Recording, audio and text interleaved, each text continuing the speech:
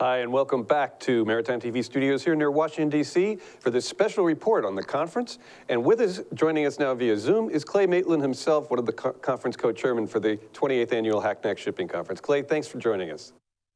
Yeah, thank you, Dave. I'm not going to go over what we did during the first 27 conferences that we held, but it's nice doing it on Zoom because we don't have to worry about snow. I'd like to just touch on one comment that was made, which I think was very useful, which probably needs to be repeated.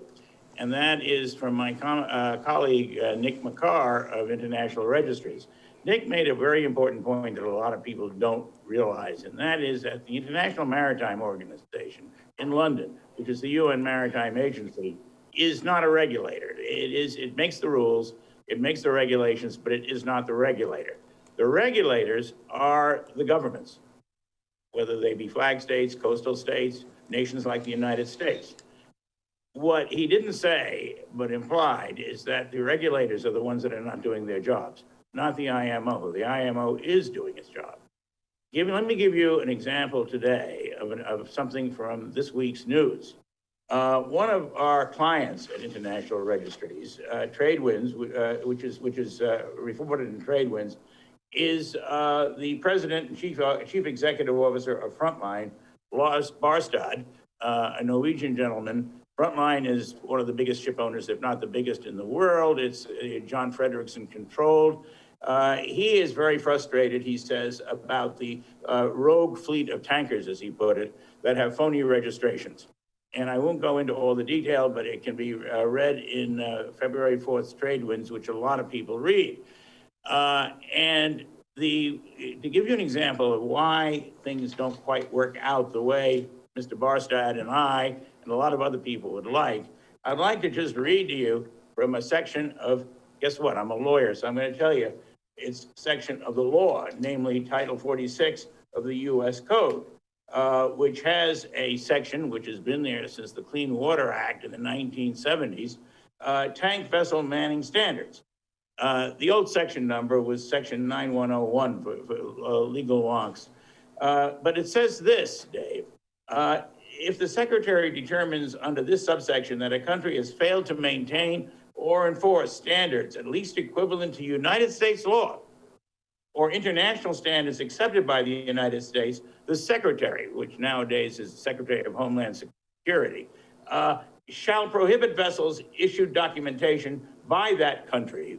Imagine the country, it's someplace like Moldova or Guinea-Bissau, from entering the United States until the secretary determines those standards have been established and are being enforced, close quote. Now, what this says in English that we can all understand, I hope, is that the U.S. government can bar a ship or registry from its ports. And that extends to a lot of different things. It has an enormous implication for safer ships and cleaner seas. But this section has never been applied or enforced by the U.S. Coast Guard. And to this day, it isn't. And that is a very, very big problem. This is what Nick was getting at, and this is what I'm getting at now, which is we blame the IMO. And you hear people get up at conferences, particularly Greek ship owners, to blame the IMO. It's not their fault. It's the fault of the different governments, not just flag states, but countries like the United States, countries like Britain, countries like China, which do not actually say your registry is just a fiction. You're not enforcing the laws and standards that we apply. And therefore, no ships flying your flag will be allowed to enter our territorial waters or our ports. And this may sound like, well, so what?